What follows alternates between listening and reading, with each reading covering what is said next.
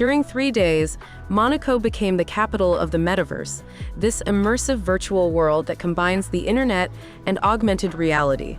More than 300 participants from all over the world met in the Principality. On a vu arriver à Monaco les acteurs majeurs de l'avenir de votre vie quotidienne. Je suis très ému parce qu'il y a des grandes sociétés qui ont profité et utilisé leur présence ici pour faire des annonces qui ont un impact sur la vie quotidienne de tout le monde. The metaverse, I explain it as it's a universe of virtual worlds. Over the last sort of 15, even sort of say 20 years ago, there was companies creating 3D spaces that people as avatars could explore. What we now have, say the last 18 months, is we have the emergence of Web3 platforms operating on a blockchain, token-backed or running with cryptocurrencies. And these are platforms which are attempting to create virtual worlds that have economies built on a blockchain, so there's more of a financial reason to engage. That the platforms which will succeed in Web3 are those that focus on specific genres. We call them vertical worlds. Focus on football, focus on fishing, focus on food and the entire user experience, the economy, the events, even the avatar clothing or the accessories are built towards the niches. If you give a brand's advocate, fans of a brand, if you give them the ability to create themselves underneath the umbrella of the brand, it's like gold dust for companies.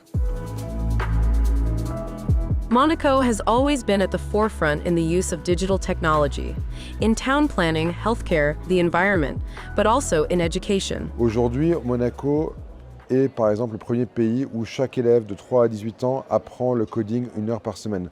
Économie, santé, éducation, je pense que c'est de là d'où viendront les principales innovations dans la technologie pour la principauté.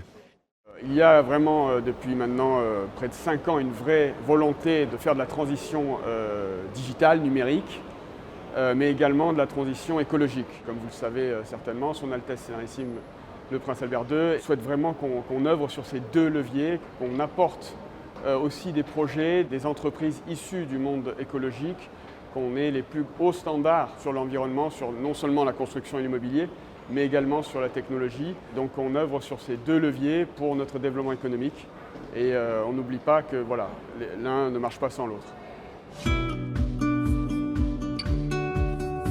The metaverse, thanks to the use of blockchain, will also change our modes of consumption, of purchasing, or quite simply tourism. Quels sont les meilleurs endroits à visiter à Monaco? Voici quelques-uns des meilleurs endroits à découvrir à Monaco. 1. Le Palais Princier de Monaco. Pour moi aujourd'hui, la vraie avancée technologique de la blockchain, ça va être le fait que par exemple demain vous voulez acheter un produit, vous n'avez jamais plus besoin d'être en magasin, vous pouvez l'avoir sous forme d'hologramme, vous pouvez l'essayer peut-être en temps réel, directement par le fait d'un NFT ou d'une transaction sur la blockchain, vous pouvez le recevoir chez vous, tout en passant par des smart contracts, sans jamais avoir besoin de repasser par des interlocuteurs ou avoir toutes ces choses un peu chronophages qu'on a jusqu'à présent. Je pense que la blockchain peut répondre à une efficacité, en tout cas dans le parcours client aussi, et c'est clairement là-dessus qu'on se projette. Luxury jewelry has also taken over the metaverse. You can now buy the digital twin of your jewelry in 3D or have it worn by your avatar. Nous avons une collection en or 18 carats, en diamants, en pierres précieuses et nous avons aussi à l'aspect 360 degrés Web3, c'est-à-dire qu'on a le certificat blockchain pour les pièces, le digital twin, donc le jumeau numérique. Quand on achète la pièce, on peut l'avoir en 3D, donc on peut l'essayer, on peut la regarder sous toutes ses coutures. À l'aspect aussi du certificat blockchain, on peut avoir la traçabilité en fait, d'où est-ce que les pièces sont fournies, où est le sourcing des pierres, l'histoire qui va autour donc, de la pièce, et également le collectible, donc on dit le wearable pour les avatars. Thanks to NFT, these authenticated digital objects, we can now monetize artists and creators. Notre mission, c'est vraiment de supporter les créateurs de partout et surtout leur permettre de monétiser le contenu qu'ils créent. Parce que par le biais de ce contenu, en fait, très souvent dans le Web 2, les plateformes ont bénéficié du contenu apporté par les utilisateurs et l'ont monétisé, mais ce sont vraiment les plateformes qui ont tiré la plus grande partie du revenu. Ce ne sont pas les utilisateurs, créateurs, alors que ce sont eux qui ont finalement apporté cette valeur. Dans le Web3 et dans Sandbox, notre but c'est que 95% de la valeur qui est générée par les créateurs et les utilisateurs retourne aux utilisateurs. Donc nous, on ne touche seulement que 5% de transactions à chaque fois qu'un utilisateur va acheter soit à la plateforme un contenu officiel d'une marque, soit à un autre utilisateur, puisque les utilisateurs peuvent s'acheter et se vendre des contenus en direct, ce qui donne naissance à une économie numérique complète. Un NFT, c'est la preuve d'une transaction d'un point A à un point B. Que cette transaction soit l'envoi d'un SMS, d'un email ou juste la transaction d'une image qui vous fait plaisir et qui me fait plaisir. Donc à partir du moment où on comprend que c'est une technologie, on ne peut pas se poser la question si on est pour ou contre. On est pour ou contre de son impact. Ça, à la rigueur, on peut en discuter. Est-ce qu'on est pour le fait que des gens achètent des singes à $1,5 million, des photos de singes? Alors à ce moment-là, est-ce qu'on est pour ou contre que quelqu'un achète un Picasso à $300 millions, les Dames d'Alger? Littéralement, un NFT, c'est ce qu'on appelle un jeton non fongible. Pour vous donner une image, si on prend 2 billets de 100 € avec le même numéro de série, l'un est fongible car il a son identique. Si je le signe à la main, celui de gauche devient non fongible. Je ne peux pas le répliquer. Si on va un tout petit peu plus loin, il y a une technologie derrière qui s'appelle la blockchain qui fait que si je prends ce billet et que je vous le donne, il y a une preuve irréfutable sur un grand livre comptable qui s'appelle la blockchain que ce billet est parti de chez moi vers chez vous. Pour aller un tout petit peu plus loin, aujourd'hui tout le monde est en train de parler d'intelligence artificielle et de ce mouvement incroyable qu'est l'intelligence artificielle. Aujourd'hui, avec une intelligence artificielle, on pourrait répliquer cet entretien à l'identique, visuellement et de manière audible, et on ne saurait pas quel est le faux du vrai. Un NFT demain pourrait faire que vous pourriez cliquer sur un bouton et prouver que c'est vous qui avez créé ce contenu. Donc le NFT avec l'intelligence artificielle prend tout son sens, car il vient prouver la transaction, que ce soit un email, un SMS comme je disais encore tout à l'heure, ou une image d'un point A vers un point B. Prenons une Fiat 500. Okay, une Fiat 500, ça vaut aujourd'hui sur le marché 10 000 €. Si demain on fait dessiner Picasso sur cette Fiat 500, elle n'a plus le même prix. Mais ça reste une voiture qui vous emmène d'un point A à un point B. Mais dans l'inconscient collectif, on accepte. Donc ce qui s'est passé avec les NFT, c'est la même chose. On a pris une transaction d'un point A vers un point B, on lui a mis une image et ça a eu une valeur marchande. Mais ça ne change pas l'utilité. Ça ne change pas le fait que ça sert à quelque chose et qu'aujourd'hui on vit dans une société où on a besoin de cette chose. On a besoin de pouvoir tracer les choses. On a besoin de savoir s'il y a véracité entre l'échange que nous avons. Personal data, copyright. The new digital world must also find its ground from a legal and regulatory point of view. L'enjeu principal, c'est de trouver un équilibre entre le besoin de protection de la vie privée des individus et le nécessaire développement du métaverse qui nécessite de traiter beaucoup de données personnelles puisque ça fait partie des caractéristiques du métaverse.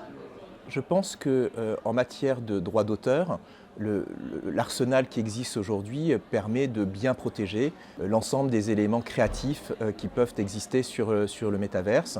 Il y a eu des décisions récentes en matière de propriété industrielle, notamment de marques, qui ont protégé les titulaires de droits face à des exploitations non autorisées en matière de métaverse. Donc je pense qu'aujourd'hui, on a un arsenal qui est relativement riche.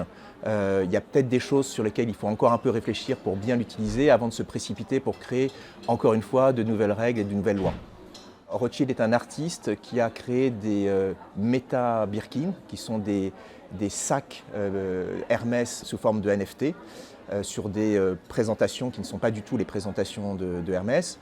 Et il a été condamné par un jury aux États-Unis pour appropriation non autorisée des droits de Hermès. Par ailleurs, il y a eu un complément dans la condamnation puisque l'artiste a été condamné pour cybersquatting, pour avoir utilisé la marque dans un nom de domaine qui renvoyait à ses œuvres. La question sous-jacente qui était posée était de savoir s'il pouvait utiliser les droits de marque d'autrui sous le couvert du premier amendement et de la liberté d'expression. Et compte tenu du caractère commercial de son exploitation, ce droit lui a été refusé. En règle générale, ces réglementations sont ce qu'on appelle technologie agnostique, c'est-à-dire qu'elles ne sont pas sensibles aux différentes technologies, et heureusement, parce que sinon on serait en permanence en situation de vide juridique à chaque nouvelle technologie. Les œuvres d'art, les NFT, ont une valeur. Les œuvres d'art, leur valeur est attribuée par les auctions, par les ventes aux enchères, et les NFT par le marché des NFT sur les plateformes telles que OpenSea, etc. Aujourd'hui, il faut savoir que ce que j'ai créé finalement, c'est tout simplement une œuvre d'art physique qui est reliée à un NFT pour avoir la traçabilité, le certificat sur la blockchain que c'est bien moi le créateur de cette œuvre et que finalement, dans l'histoire de l'art, ça ne créera plus de problème dans le temps pour savoir qui a été le propriétaire, qui a été le créateur et toute cette traçabilité que vient fixer la blockchain en définitive.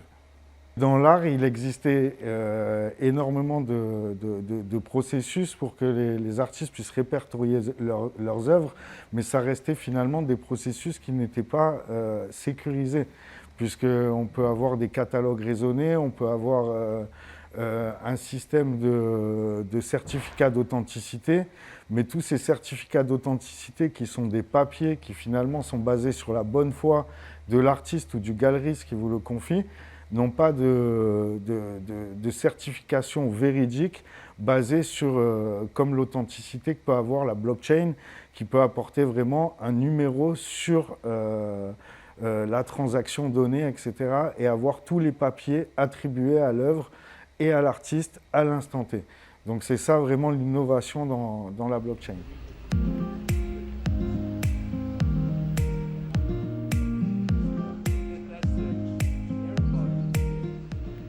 The metaverse is a very interactive ecosystem.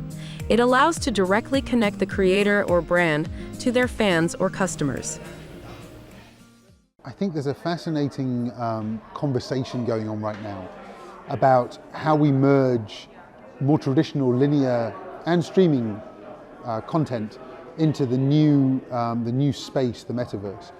I think that whatever you create, you have to justify that creation, you have to justify its existence.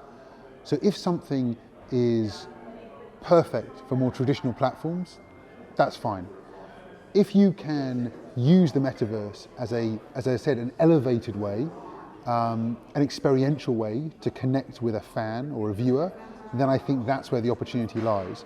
So I think the metaverse can learn from us as storytellers, and we can learn from them as people who create in the metaverse. We can learn from them for how better to connect or connect in a different way to viewers.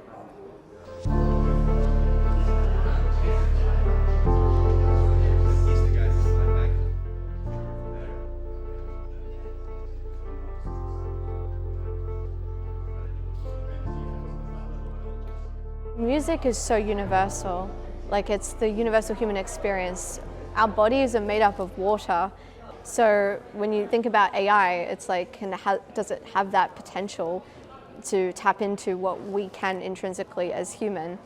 And then with the metaverse, I see it like one big creative art project. With metaverse, you can defy physics, you can embrace imagination, you can embark on storytelling. We're seeing an Cambrian explosion of AI and all these exciting new technologies. But with that comes a sense of being a little overwhelmed, and also like, how do you, as a human, embrace this technology and become a master, not a slave to it? I think humanity is in this interesting debate where we feel like we've created this technology, but it's now going so fast at an exponential rate that it's like out of our control. Wouldn't it be nice to use the metaverse like a big creative art project as kind of like Walt Disney's vision, like an experimental prototype community of tomorrow, where you can work together as a consciousness distributed intelligence network to conceive a future that we might all want to live in. And even if it is in virtual reality, all these creations, maybe it might manifest and we build it in real life. And so that is like one of the biggest potentials, I think, of the metaverse. It's about time now. It's new. It's new. Renaissance. It's new. It's new. It's new. This major metaverse meeting in Monaco was also the opportunity to present the Muse Awards, which reward the most creative people in this new digital world.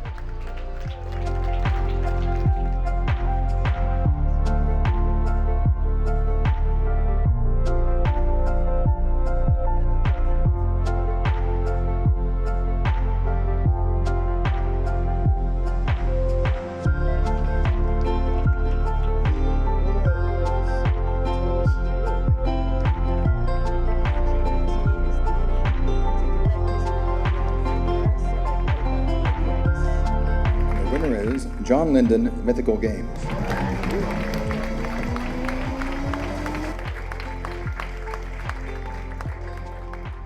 We've seen a couple games in these new economies last year that hit kind of 1 million people, that's a good start, you know. And this year I think we're going to see several games. I think we have 2 of them that are going to hit at least 10 million people.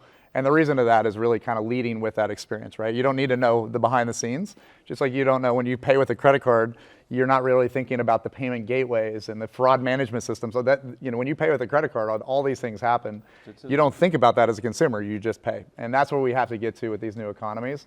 That's what's causing this massive adoption to happen. And I think we're literally just a couple of years away from having hundreds of millions of people in these economies. And once that happens, the entire entertainment industry will be fully in. You know, we're seeing a lot of adoption already, but as soon as we get to that 100 million game, you know, or a 50 million player game, the entire industry is coming. The entire gaming industry is coming. The entire entertainment industry is coming. It's going to be a massive shift, and we're not that far out. On top of that, I think that's where people talk about the creator economy, right? The creator economy is coming from the next generation. This is the first economy or first generation of consumers that live in these worlds. They've been brought up in these online digital worlds, and I think that's where it gets very powerful. Is when you start changing this new business development layer in gaming, you start letting players that become stakeholders because they're creating content. Once you start letting that kind of evolve, I think we're going to see a big economic change as well. So we're really excited on where this heads over the next 5 to 10 years. Some companies are working to make the metaverse more fluid, faster, but also to feminize Web3, which remains very masculine. In order to bring the masses to the metaverse, we need a better user experience. It's still not there. Velas is working on the interoperability and cross-chain compatibility, so each and every brand's metaverse could operate on one platform.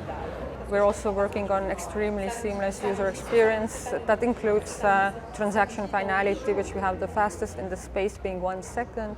Currently, the Web3 space is still extremely dominated by men. I think this is another key factor on gaining mass adoption, making it more accessible for women.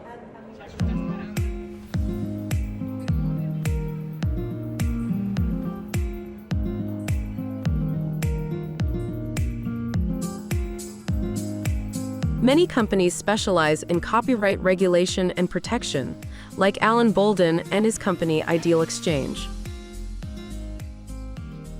For us, it was very important not only to be compliant, because we are a Web3 company and we utilize blockchain on the back end. We wanted to make sure that we were getting ahead of any future regulation by being compliant with the SEC, with FINRA, and then the equivalents here in Europe, which we are working on right now. And then as well as that, we have a partnership with the US Copyright Office, and then the equivalent here in Europe as well, where we are exploring how to make sure that people feel validated and safe with their trades.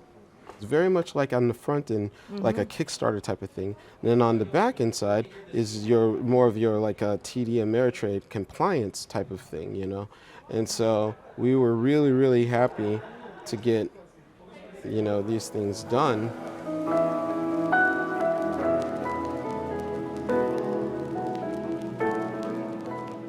Moi, je pense que le métavers, c'est quelque chose que les gens vont tous utiliser d'ici 2 à 3 ans, même s'ils ne le savent pas encore. Il y a énormément d'avantages, par exemple, pour du tourisme. Si on n'a pas forcément les moyens d'aller visiter un pays à l'autre bout du monde, on peut le recréer en réalité virtuelle. Pour des personnes, par exemple, à mobilité réduite, c'est incroyable parce qu'il y a énormément, malheureusement, d'endroits qui ne sont pas accessibles pour ces gens-là. Pour du business, par exemple, donc pour l'immobilier, pour faire essayer